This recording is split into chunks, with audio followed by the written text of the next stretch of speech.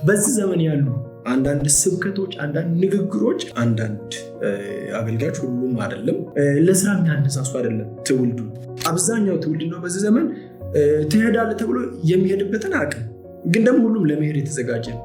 አብዛኛው ፓስፖርት እያወጣ ያለ ነው። መሰረታዊ የሚባሉ ነገሮች ለሰዎች የጭንቀት መንስኤ የሚሆኑ ነገሮች ናቸው። ከነዚህ እንድታቀቡ ምን አይነት መፍትሄ? የተስተካከለ ጉዞ እንዲኖር ምን ያስፈልገዋል? ፈረሱ ከፊት መሆን አለበት፣ ጋሪው መከተል አለበት። ነገ የተባለው ቀን በሰው ሕይወት ውስጥ አስጨናቂ ቃል። ሰዎች ስለምንድን ነው የሚጨነቁት? ቃል ስለ ነገ ነው የሚጨነቁት። የእግዚአብሔር ቃል ግን ምንድን ነው ብለው ነገ ለራሱ ይጨነቃልና ለነገ አትጨነቁ፣ ለቀኑ ክፋቱ ይበቃዋል። እግዚአብሔር የሰጠውን ስጦታ ግፍቱን ያንን ከመረዳትም አንፃር ዛሬ የተባለች ቀን በተጨመረችለት በዛው ዕለት ሐሴት ማድረግ፣ ያንን ዕለት መጠቀም፣ ያንን ዕለት ለራሱ ጥቅም ለእግዚአብሔር ክብር ማዋል ህይወት ዕድል ናት ብለህ ታስባለህ? ህይወት ዕድል ወይም ገጠመኝ አይደለች፣ የመለኮት ዕቅድ ናት። እግዚአብሔርም የሚሰራው በዕቅድ ነው። ህይወትም የመለኮት ዕቅድ ናት። ስለዚህ ከዚህ እንዴት ይከላከላል? መፍትሄው የጭንቀት መፍትሄው ምንድን ነው? ብዙ ጊዜ ነው የተነገረኝ ትንቢት ትሄዳለህ፣ አንተ ያንተ እንጀራ አለው አሜሪካን ላከኝ የሚሉትም አሉ። እኔ ደግሞ ላከኝም ሳልል እንጀራ ያለው ሌላ ሀገር ነው፣ አሜሪካን ሀገር ነው። እዚህ እንደውም ይሄ የሚነገረኝ ገና ኤሌመንታሪ ስማር ሃይስኩል እንኳን ሳልገባ፣ ሃይስኩልም ገብቼ እንደዛ ይባል ነበር። ይኸው እስካሁን አለ። የመሄድም ከዚህ በፊት ብዙ እንትን የለኝ፣ ለማገልገል ነው እየተዘጋጀ ያለው። አንዱ አገልጋይ ፓስተር ተነስኮ ተነሳ፣ ከዛ አንተ ትሄዳለህ በቃ ጨርሰሃል፣ በቃ እዚህ ጋር ያለ ፓስተሩ እንዳልታዛለ በኢየሱስም አልሄድም። አሁን የብዙ ሰው ብዥታው ምን ጋር ነው? አንደኛ ከእግዚአብሔር ቃል ያለማዋሃድ አንዱ ትልቁ ስህተት ነው። ሁለተኛ ደግሞ የተፈጠሩበትን ዓላማ ያለማወቅ በራሱ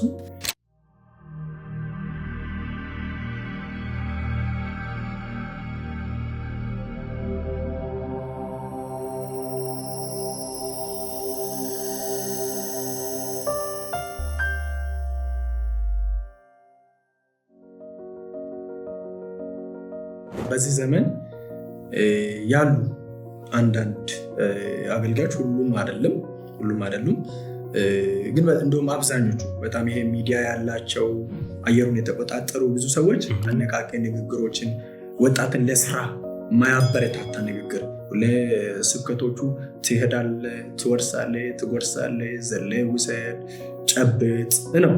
ይሄ ማለት ዞሮ ዞሮ አታስብ እንደማለት ነው። ቃል በቃል አላሉም እንጂ አታስብ እንደማለት ነው። አታቅድ ማለት ነው። አትትጋ፣ አትስራ።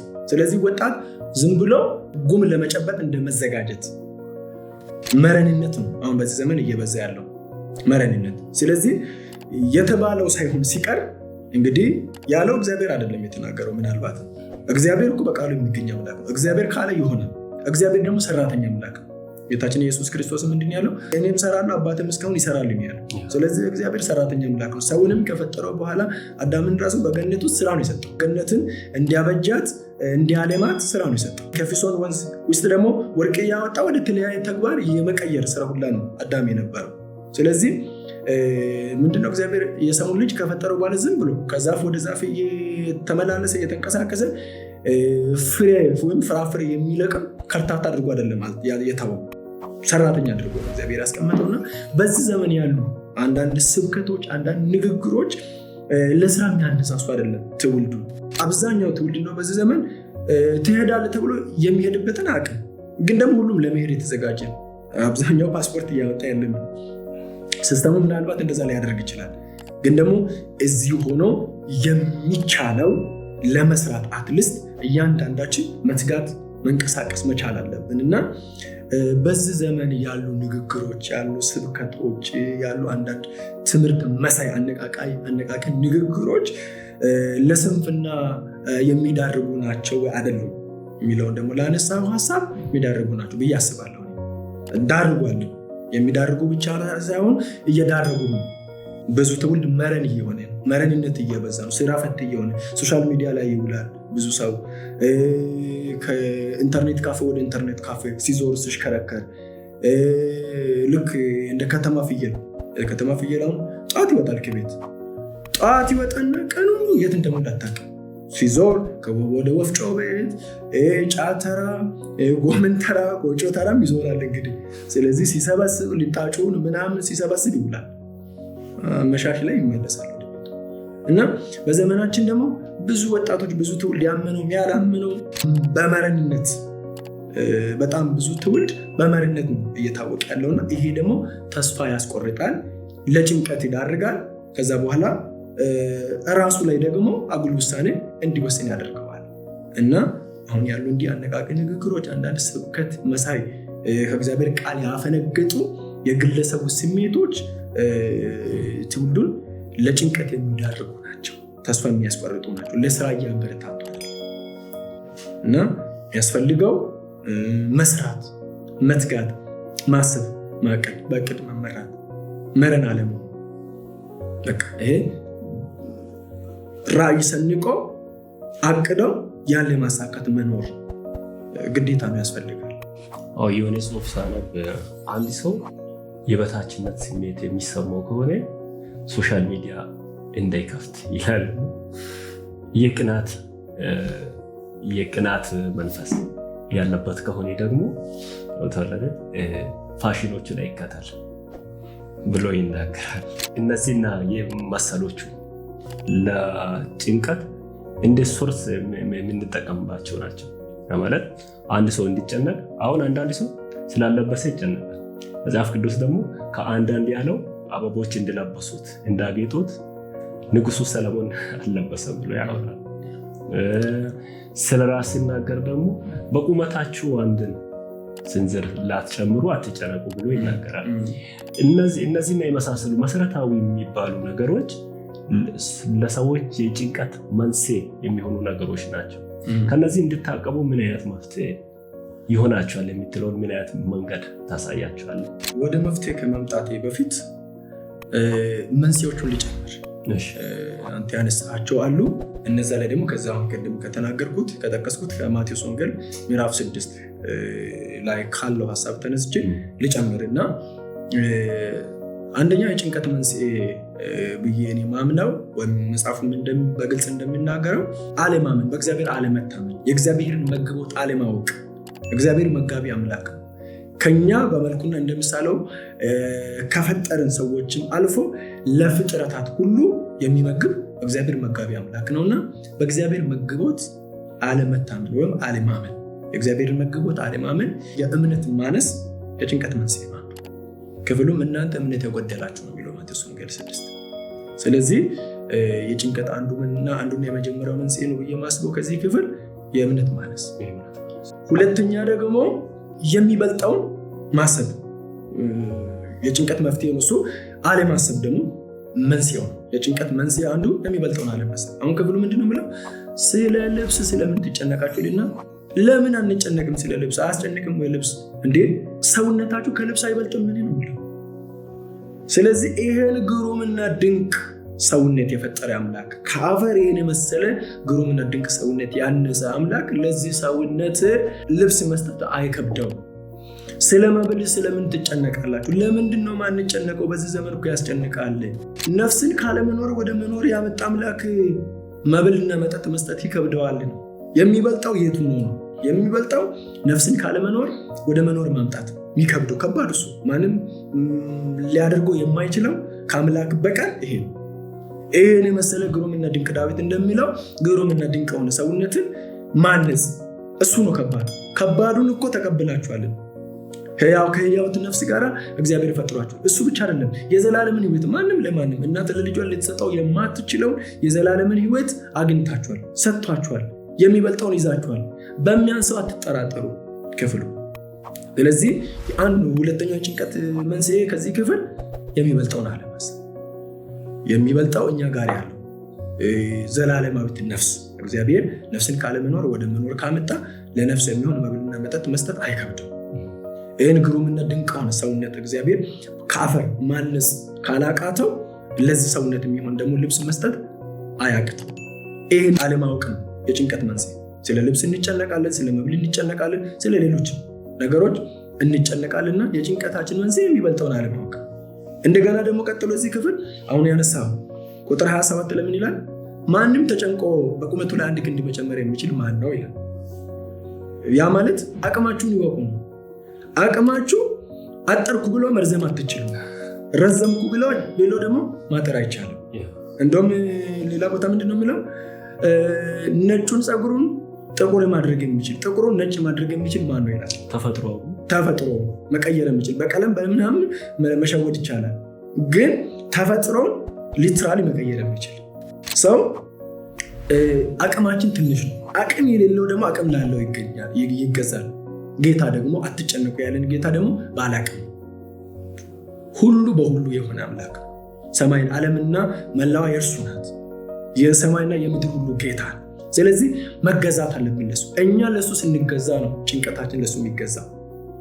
ብቻችንን ተሸክመን መጨነቅ የለብንም፣ ለሱ መጣል አለብን እና ስለዚህ አቅማችንን አለማወቅ ነው።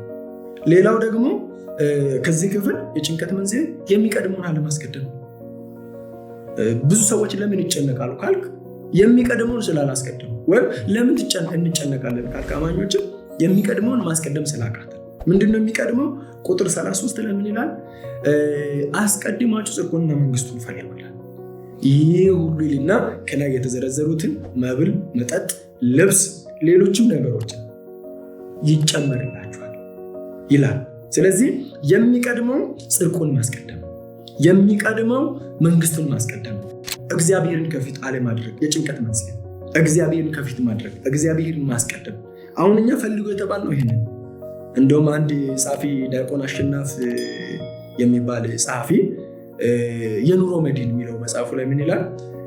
የሚቀድመውን አለማስቀደም ከሚለው ሀሳብ ጋር የሚሄድ አንድ ነገር፣ ከፈረሱና ከጋሪው የሚቀድመው የቱ ነው? የሚቀድመው ፈረሱ ነው። ከፊት መሆን ያለበት ፈረሱ ነው። ጋሪው ከቀደመ ጉዞ አይኖርም፣ መገፋፋት ነው የሚሆነው።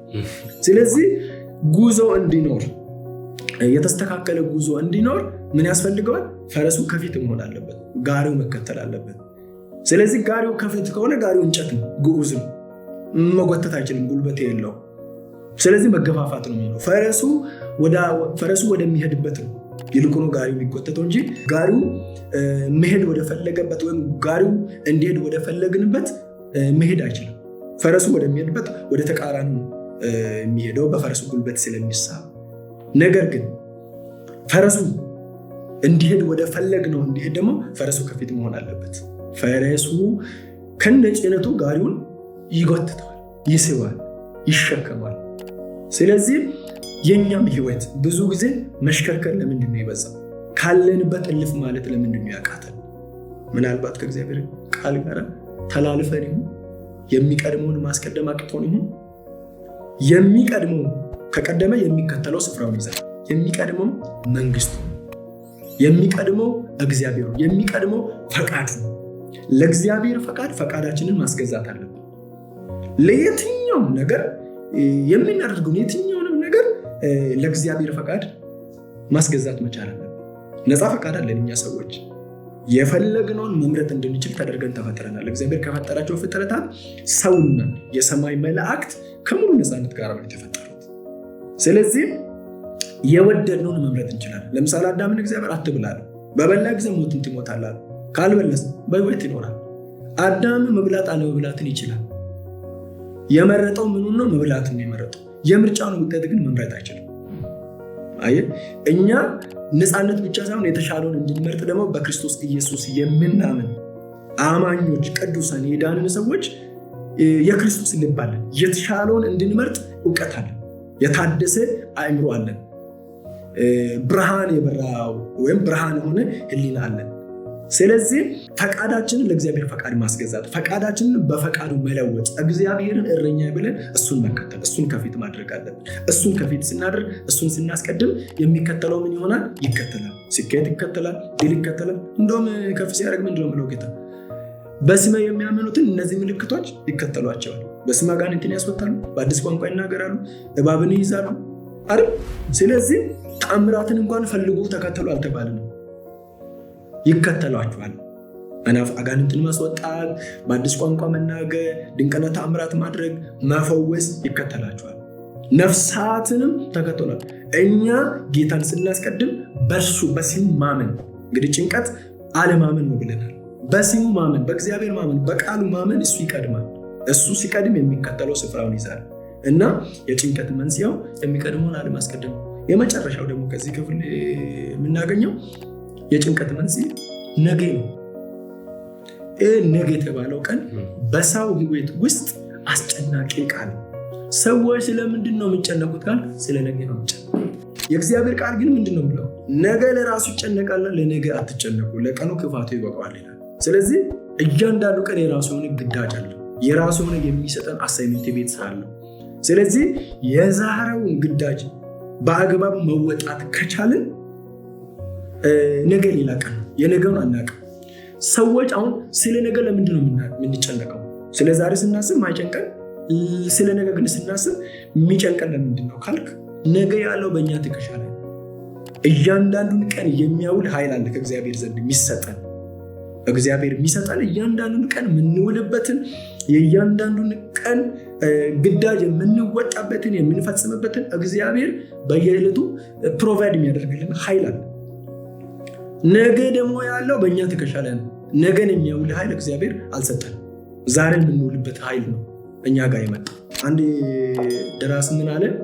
ትላንትን አታስብህ ሞቶ ቀርቷልና፣ ነገንም አታስብ ያንተ አይደለምና፣ ዛሬን ግን ስራበት ገንዘቤ ነው። መፍታው ዛሬን እንደሚገባ መኖር፣ ዛሬን እንደሚገባ መስራት። የእግዚአብሔርም ቃል ዛሬ ተቀደሱ ነገ በመካከላችሁ ይገኛሉ። ዛሬ መቀደስ፣ ዛሬ በትጋት መስራት፣ ዛሬ በአግባቡ መማር። ወጣቶች ትውልዱ ዛሬን ገንዘቡ ማድረግ ዛሬ ነው የኛ፣ ዛሬ ነው ገንዘባችን። ትላንት ኦልሬዲ ብንቆጭ ብንደሰት አልፏል። የትላንት እስረኞች መሆን የለብንም። ነገ ደግሞ አናውቅም፣ ላንደርስባትም እንችላለን። እስከ ነገኛ ላንዘልቅም ላንቆይም እንችላለን። ግን የኛ ገንዘባችን መቼ ነው? ዛሬ ነው። ዛሬን በአግባቡ መስራት፣ ዛሬን በአግባቡ መኖር። ዛሬን በአግባቡ ከኖርን ከሰረን ለነገም ይተርፈናል። ዛሬን መቀደስ። ኢቭን ለነገ መጨነቅ ካስፈለገ ዛሬ ክፉ ከሰራው ነገ እናጭዳለን። እንዲሁም የብዙ ሰዎች የጭንቀታቸው መንስኤ ዛሬን ዘለው ዛሬን ሳይጠቀሙበት ሲያልፉ ነገ ላይ ሆኖ ደግሞ ትላንት ሳይሰሩ ስላለፉበት ይጨነቃሉ። እንዲሁም በእግዚአብሔር ላይ ሁላ ሲያማሩበት የብዙ ሰው እንትን የራሱ ስንፍና አይደል? በስንፍናው እንደውም ገብረ ግንዳንን ተመልከቱ፣ ትጋታቸውን እንግዲህ። ስለዚህ አንድ ሰው ቀኑ የዛሬው ቀን የአምላክ ስጦታ ናት። ቀን በተጨመረው አሁን አብዛኞቻችን የተወለድንበትን ቀን እናከብራለን። በአመት ነው እንግዲህ ዞሬን የምናስታውሳት። ዞሮ ሲደርስ በአመቱ ሲደርስ ኦኬ ዛሬ የተወለድኩባት።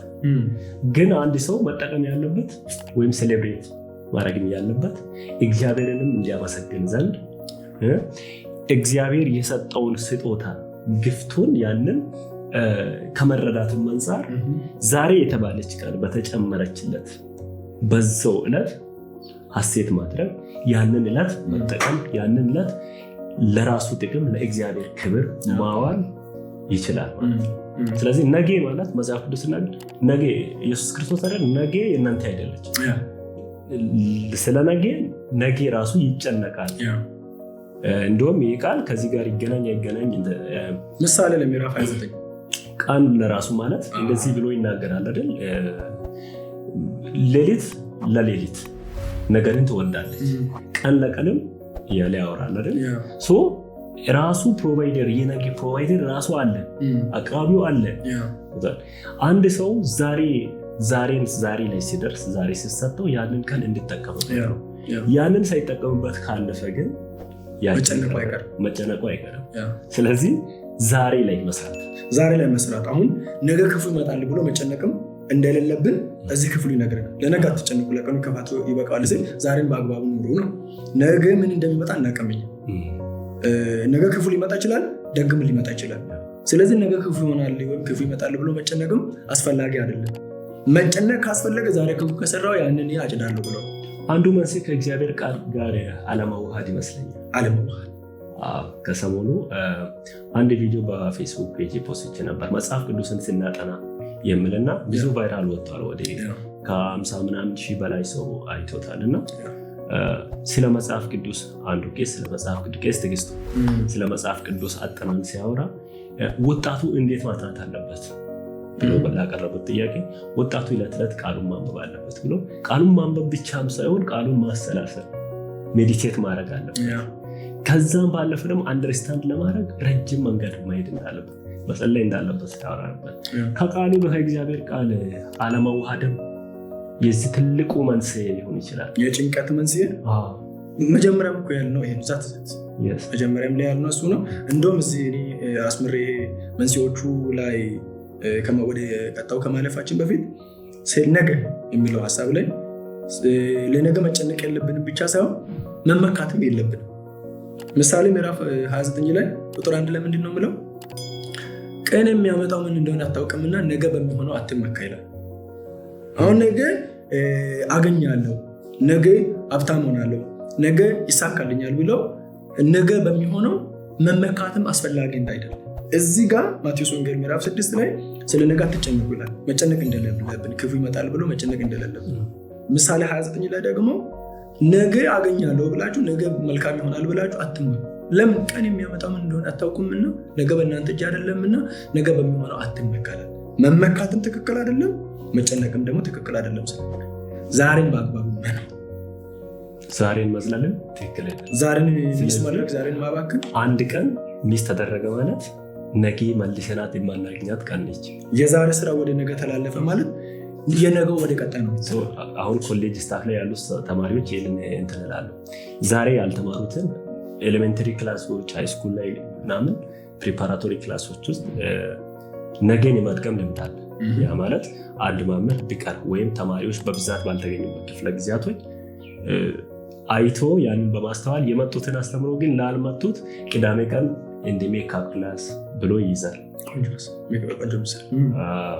ግን ዩኒቨርሲቲ ክላስ ላይ ወደ ዩኒቨርሲቲ ስንመጣ ዛሬን ካለፍን አለፍን።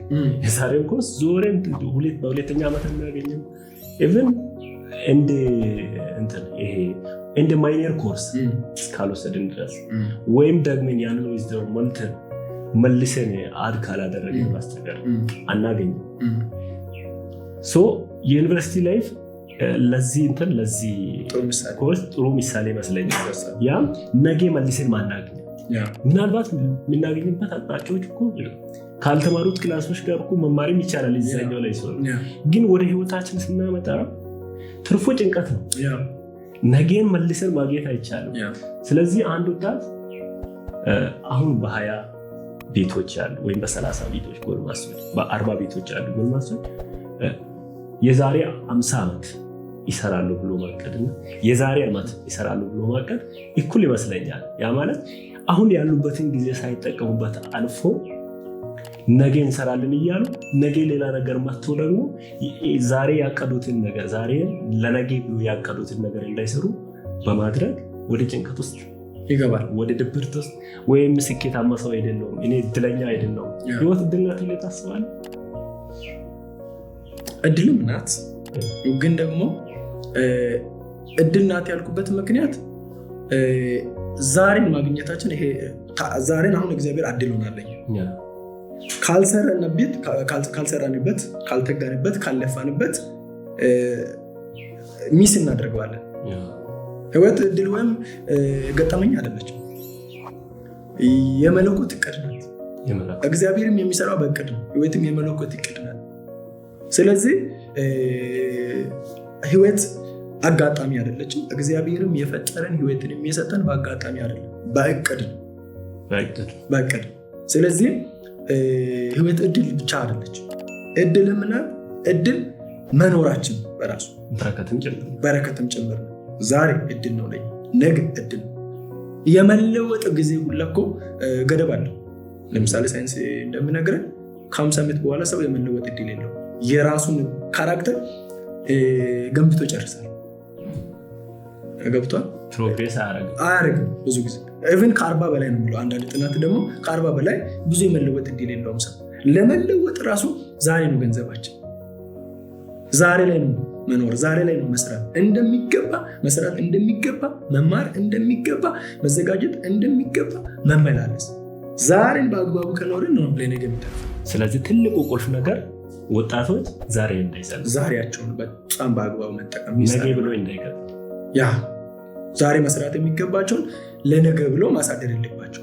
የዛሬውን ግዳጅ ዛሬ መወጣት በእድል የተሰጠችንን ዛሬ ገንዘባችን አድርገን ወደ በረከት የምንለውጠው እኛው ራሳችን ማለት በሰራናት ልክ። ስለዚህ ማቀድ ከዚህ ክፍል ምን እንደተረዱ ታውቃለህ? አንድን ነገር ስናቅድ የምናቅደው ግቡን እንጂ ፕሮሴሱን ሂደቱን አይደለም። ሂደቱን ዛሬ ነው መጀመሪያ ያለብን።